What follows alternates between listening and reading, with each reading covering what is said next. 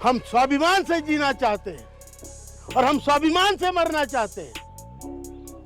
हमारे चीता की लकड़ियां और हमारी दफन का कफन अपने पैसे से खरीदना चाहते हैं। नमस्कार साथियों, EPS 95 मिनिमम पेंशन बढ़ोतरी को लेकर आज का दिन बहुत बड़ा रहने वाला है, क्योंकि जैसा कि हम सभी को पता है 14 और 16 फरवरी को EPFO और NSC यानी राष्ट्रीय संघर्ष समिति की अहम बैठक हुई थी, जिसमें पेंशन संबंधित प्रस्तावों का आदान प्रदान हुआ था और डिटेल में चर्चा हुई थी कि मिनिमम पेंशन बढ़ोतरी कैसे की जाए। बैठकों में NSC की राष्ट्रीय संघर्ष समिति के बड़े पदाधिकारियों ने EPFO और CPFC के पदाधिकारियों को विभिन्न प्रकार के प्रस्ताव सौंपे और बताया कि किस तरह से मिनिमम पेंशन दी जा सकती है।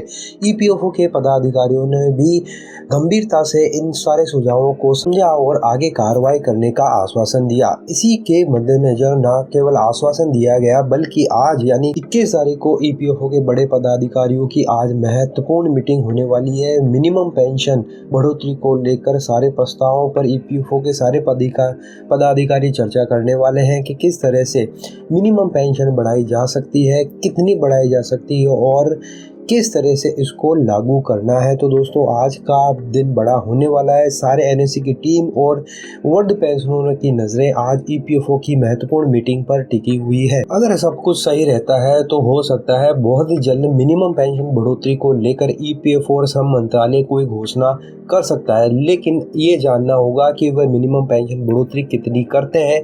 ये एक बड़ा सवाल है, क्योंकि EPFO अपने फंड को लेकर बार बार दुहाई देता है सुप्रीम कोर्ट में भी, संसद भवन में, कि हमारा जो फंड है वो डिफिसिट में है। तो उसी फंड को वो मैनेज करते हुए मिनिमम पेंशन बढ़ोतरी का कोई ना कोई जो है निष्कर्ष निकाल सकते हैं। तो अब ये देखना होगा, क्योंकि NSC की टीम ने 7,500 की मांग की है और उस पर वो अड़े रहे हैं, लेकिन EPFO और श्रम मंत्रालय कितनी मिनिमम पेंशन बढ़ोतरी को लेकर आगे आते हैं, ये अब देखने वाली बात है। तो आज का दिन बहुत बड़ा अहम रहने वाला है। शाम तक EPFO या श्रम मंत्रालय से कोई बड़ी खबर निकल कर आ सकती है, लेकिन हम सभी को आशा है कि मिनिमम पेंशन बढ़ोतरी की जो डिमांड है NSC और वृद्ध पेंशनरों की 7,500, उसको EPFO और श्रम मंत्रालय माने और उसी के हिसाब से मिनिमम पेंशन बढ़ोतरी करे।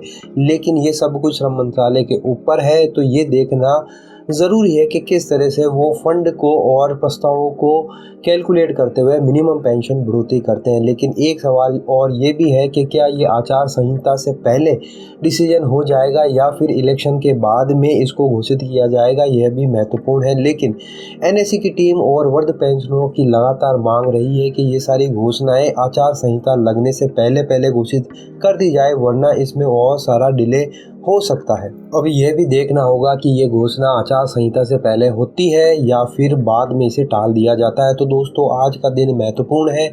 सभी वृद्ध पेंशनरों NSC की टीम की निगाहें इस मीटिंग पर लगी हुई है कि क्या फैसला निकल कर आता है। तो दोस्तों, आप तक हम पल पल की अपडेट पहुंचाते रहेंगे।